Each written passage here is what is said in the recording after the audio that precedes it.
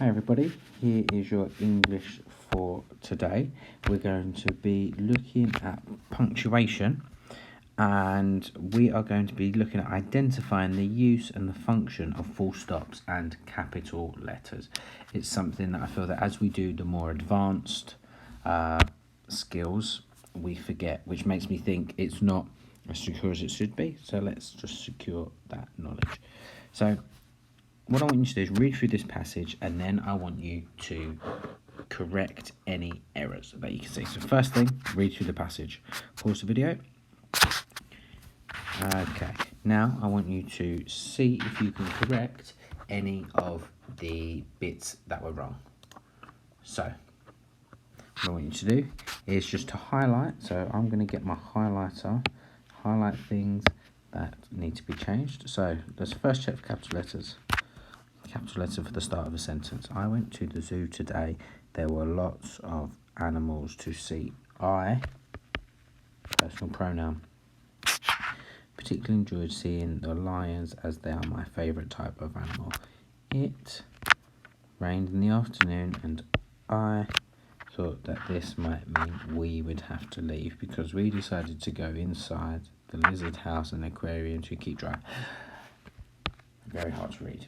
It's very hard to read because there's lots and lots of missing punctuation. So we know, because we've highlighted these, that needs to be a capital Y.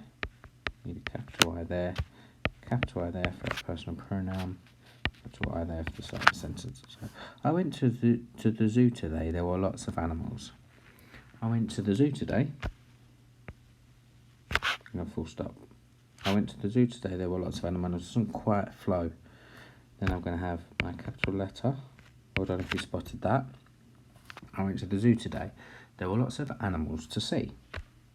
Full stop. I particularly enjoyed seeing the lions as they are my favourite type of animal. Full stop. That's fine. Now there are lots of different ways you might decide to punctuate them, but here is our basic full stops, capital letters. It rained in the afternoon, and I thought that this might mean we would have to leave. So I'm naturally taking a breath there. So I'm going to put a full stop in. I had to think about was it a comma or not, but then we decided to go inside the lizard house and aquarium to keep dry. Full stop.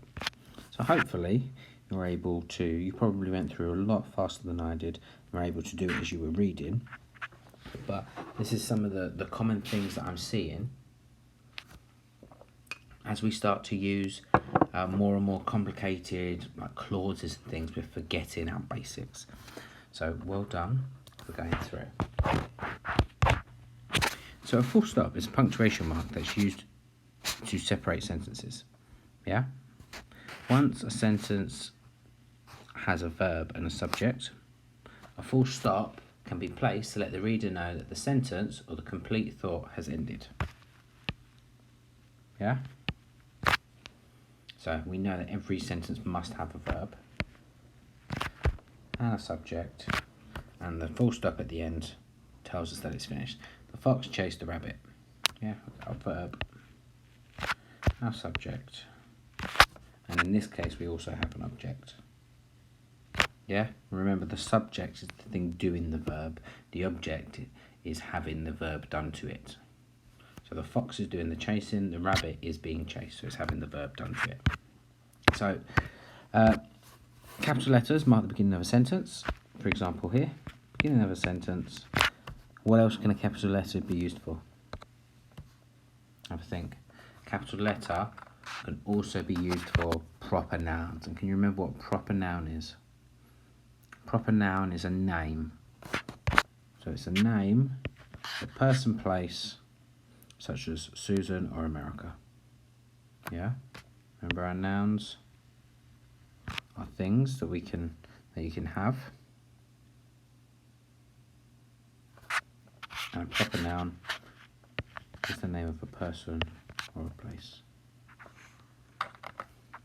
Okay, what I want you to do is I want you to correct these sentences. Pause the video, give it a go. Write them out correctly. Okay, I'm going to go through some of the answers. let's have a look. What was different? Here and here. Alex likes to visit her grandma after school. There, there, and then there. Grandmother is really kind, and there. Well done. What I want you to do is to correct this last one. So we've got our capital letter for the start of a sentence. The weather reporter said that it would rain on Tuesday.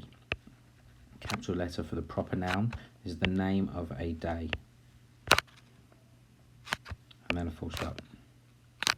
Now we need a capital letter here for the personal pronoun and start of a sentence. And we've got our apostrophe there. Can you remember why apostrophe is used there? It is for contraction, sometimes called omission, when we omit a letter or we miss out a letter. And then a full stop at the end. Well done if you're able to do that.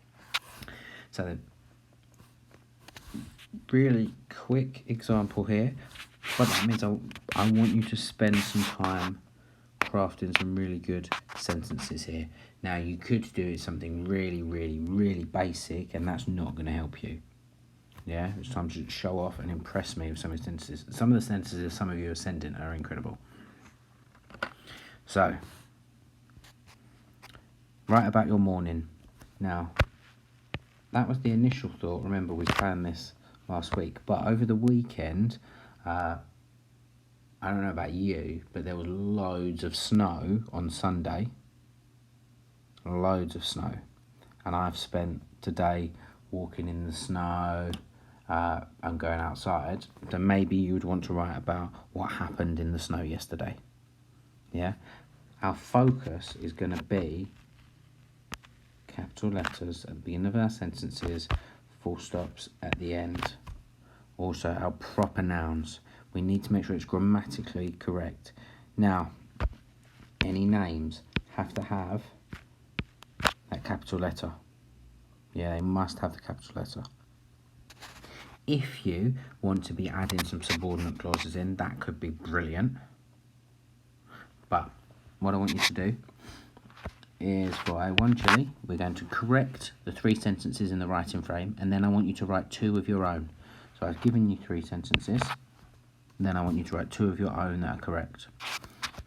A2 Chili, I want you to write a paragraph about your morning or about your weekend. It's up to you. I mean, if it was me, I'd probably be choosing about if you went out into the snow or looking at the snow, because it was quite something outside the window. It's absolutely freezing. I want you to highlight the capital letters or full stops, and if you haven't got a highlighter, feel free to underline it in a different colour. You might want to lightly shade in a different colour as well, but remember, don't shade it in too dark, so I won't be able to see. And finally, for our 3 chili, same as the 2 chili, to write a paragraph, but what I want you to do is think about your use of simple, compound and complex sentences, and can you create a little colour key for me? So a colour key would look something like this. That would be, I don't know, simple. And then you would have green.